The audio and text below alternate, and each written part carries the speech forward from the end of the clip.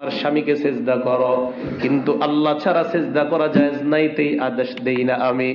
স্বামীর অনুমতি ছাড়া স্ত্রী যদি 3টি কাজ করেন তাহলে কি জাহান্নামে যাবেন আপনি? আর এটা আমার কথা না তো, রাগ করে কোনো লাভ নাই। মা বোন প্লিজ রাগ করবেন না, আপনাদের কল্যাণের জন্য কথা বলছি। দীর্ঘ বছর ধরে আমি আল্লাহর এই কথাগুলো বলে যাচ্ছি। কেন? আমার সুন্দর হাদিস বলে দেখেন, লাউ কুনতু আমিরান আহাদান আন ইয়াসজুদা লি আহাদিন, আমি যদি কাউকে সেজদা করতে বলতাম, লা আমারতুল মারআতা আন তাসজুদা লি যাওজিহা, আমি নারীকে বলতাম তুমি তোমার স্বামীকে সেজদা করো, কিন্তু আল্লাহ ছাড়া সেজদা করা জায়েজ নাই, তাই আদেশ দেই না আমি। অন্য হাদিসে আল্লাহর নবী বলেন, আউয়ালু মা তুসআলু আনহুল মারআতু ইয়াউমাল কিয়ামা আন সালাতিহা ওয়া বালিহা, কিয়ামতের ময়দানে নারীকে সর্বপ্রথম প্রশ্ন করা হবে নামাজের ব্যাপারে এবং তার স্বামীর ব্যাপারে। নারীকে সর্বপ্রথম প্রশ্ন কিসের ব্যাপারে বলেন? 2 নাম্বার, স্বামীর ব্যাপারে সর্বপ্রথম প্রশ্ন করা হবে।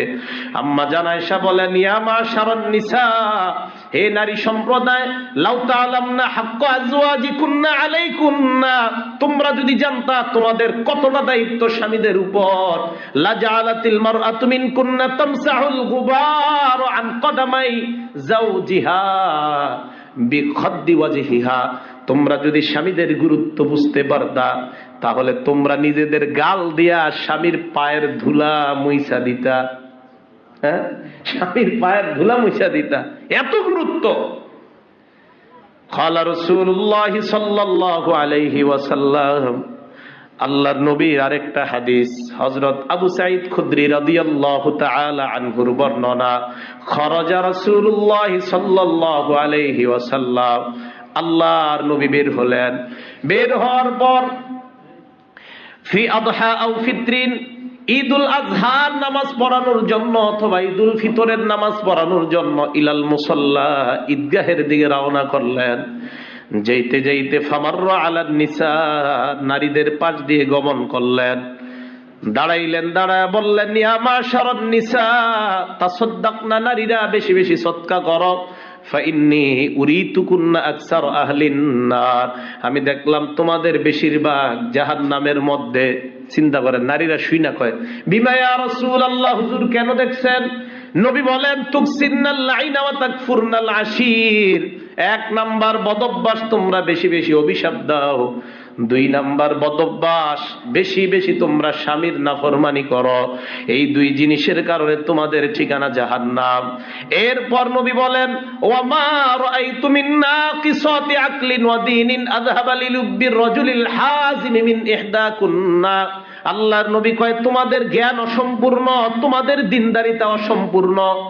এই অসম্পূর্ণ দিনদারিতা হওয়া সত্ত্বেও, জ্ঞান অসম্পূর্ণ হওয়া সত্ত্বেও, তোমরা একজন জ্ঞানী পুরুষ, দুনিয়ার শ্রেষ্ঠ জ্ঞানী পুরুষকেও তোমরা ধোঁকায় ফেলতে কেন জানি তোমাদের চাইতে আর কেউ বেশি পারে না।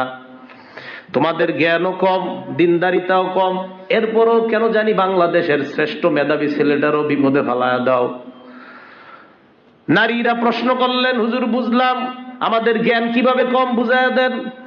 প্রশ্ন করছে, আমাদের দিনদারিতা কিভাবে কম বুঝায়া দেন। আল্লাহর নবী বলেন, আলাইসাত শাহাদাতুল মারআতি মিসলা নিসফি শাহাদাতির রাজুল, কয় পুরুষ যদি একা সাক্ষী দেয় তোমরা অর্ধেক সাক্ষী দিবা।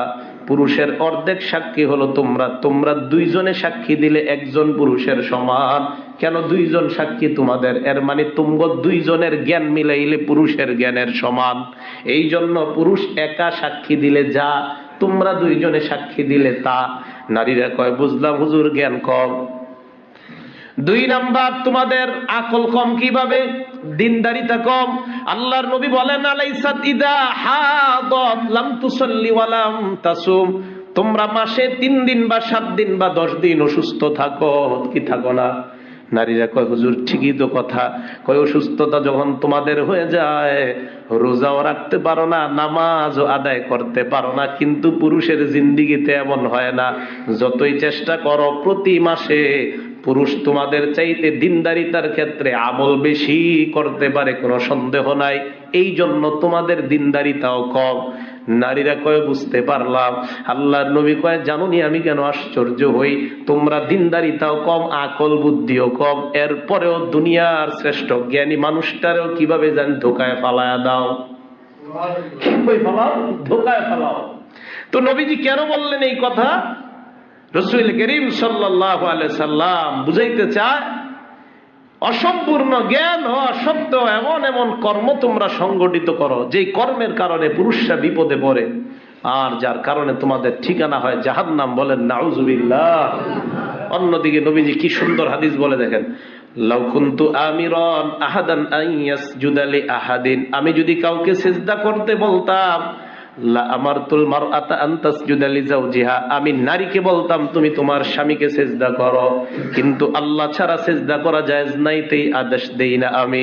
অন্য হাদিসে আল্লাহর নবী বলেন, আউয়ালু মা তুসআলু আনহুল মারআতু ইয়াউমাল কিয়ামা আন সালাতিহা ওয়া বালিহা, কিয়ামতের ময়দানে নারীকে সর্বপ্রথম প্রশ্ন করা হবে নামাজের ব্যাপারে এবং তার স্বামীর ব্যাপারে। নারীকে সর্বপ্রথম প্রশ্ন কিসের ব্যাপারে বলেন? 2 নাম্বার, স্বামীর ব্যাপারে সর্বপ্রথম প্রশ্ন করা হবে। আম্মা জান আয়েশা বলেন, ইয়া মাশারান নিসা, হে নারী সম্প্রদায়, লাউ তাআলামনা হাক্কা আজওয়াজিকুন্না আলাইকুন্না, তোমরা যদি জানতা তোমাদের কতটা দায়িত্ব স্বামীদের উপর, লা জাআলাতিল মারআতু মিনকুন্না তামসাহুল গুবার আন কদামাই যাওজিহা বিখাদ্দি ওয়াজহিহা, তোমরা যদি স্বামীদের গুরুত্ব বুঝতে পারতা তাহলে তোমরা নিজেদের গাল দিয়া স্বামীর পায়ের ধুলা মুইসা দিতা। হ্যাঁ, স্বামীর পায়ের ধুলা মুইসা দিতা, এত গুরুত্ব। এরপর আল্লাহর নবী বলেন, লা তুজিল মারআতু যাওজাহা ফিদ দুনিয়া, দুনিয়ায় যখন কোন নারী তার স্বামীকে কষ্ট দেয়, ইল্লা ক্বালাতিল হুর, জান্নাতে ওই পুরুষের বিবিরা ডাক দিয়ে বলে, হে নারী আমার স্বামীরে কেন কষ্ট দাও? তালাকিল্লা, আল্লাহ তোরে ধ্বংস করুক, তোরে ধ্বংস করুক, আল্লাহ তোরে ধ্বংস করুক। জান্নাতি নারী দুনিয়ার নারীকে অভিশাপ দেয়। কেন অভিশাপ দেয়? কয় হারে এটা যেমন তোর স্বামী আমাদেরও তো স্বামী, তোকে আল্লাহ ধ্বংস করুক, আল্লাহ ধ্বংস করুক। এই কথা কেন বলে? হুররা, তোমার যদি মন না চায় এই স্বামীর সাথে থাকতে, এই পুরুষটা যখন মারা যাবে আমরা অপেক্ষায় আছি কখন আল্লাহ তাকে আমাদের স্বামী বানায়া দিবে। শুধু তাই নয়, আমরা যখন এই পুরুষটাকে স্বামী হিসাবে আল্লাহর কাছে পেয়ে যাব, আমরা নাচতে নাচতে বলবো, আল্লাহ আমাদেরকে যেই স্বামী দিলা এই স্বামীর মাধ্যমে আমরা পূর্ণ সন্তুষ্ট হয়ে গেলাম। দুনিয়ায় কষ্ট দেয় স্বামীরে, জান্নাতি বিবিরা কয় কষ্ট দিস না। দেখছেন কি কথা? সাথে সাথে বলে কষ্ট দিও না। আল্লাহ হেফাজত করেন, বলেন আমিন। 1 নাম্বার, যেই বিবি তার স্বামীকে কষ্ট দেয় ঠিকানা জাহান্নাম। 2 নাম্বার, আল মুতাশাব্বিহাতু মিনান নিসাই বির রিজাল, যেই মেয়েটা দুনিয়ার মধ্যে পুরুষ হয়ে যায়। কি হয় মানে কি? প্যান্ট পরা কার কাজ? সাধারণত আমরা জানি প্যান্ট খেয়ে পরে, শার্ট কারা পরে। এখন যদি কোন নারী প্যান্ট শার্ট পরে, আল্লাহর নবী বলেন, লাআনাল্লাহুল মুতাশাব্বিহিনা মিনার রিজালি বিন নিসা, একদল পুরুষ আছে এরাও মায়া সাজে, আছে না নাই?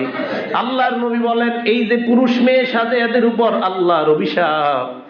বিয়ের মধ্যে গেলে দেখা যায় একদল পুরুষ মায়া হয়ে গেছে আর একদল মাইয়া পুরুষ হয়ে গেছে।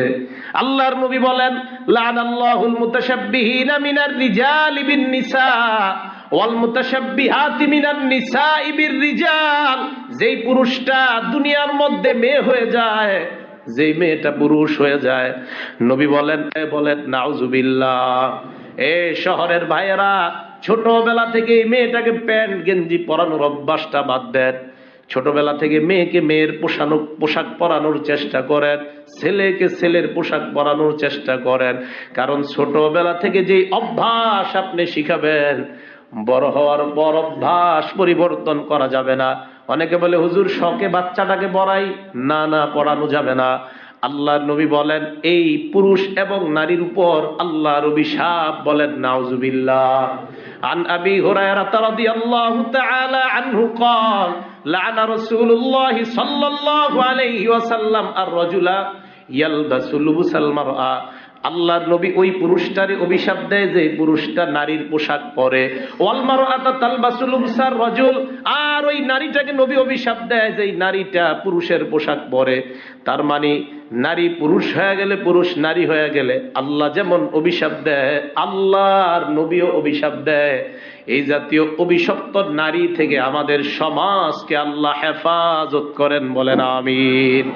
2 নাম্বার, তাহলে ওই নারী, যেই নারী পুরুষ সাজে ওই নারী জাহান্নাম। 3 নাম্বার, আল ওয়াসিমা, যেই নারী শরীরে উল্কিয়াকে, উল্কি টেটু আঁকে, পুরুষ হোক নারী হোক, যেটা আঁকবে নবী বলেন তার ঠিকানা জাহান্নাম। 4 নাম্বার, আল মুস্তাওসিমা, যার শরীরে আঁকা হয় সেও জাহান্নামে, যে আইকা দেয় সেও জাহান্নামে। 4 নাম্বার, যার শরীরে আঁকা হয় তার ঠিকানাও জাহান্নাম। 5 নাম্বার, আল ওয়াসিলা, কোন নারী যদি অন্য নারীর মাথায় আলাদা চুল লাগায় দেয়, এই নারীটাও জাহান্নামী। 6 নাম্বার, আল মুস্তাওসিলা, যার মাথায় লাগানো হয় তার ঠিকানাও জাহান্নাম।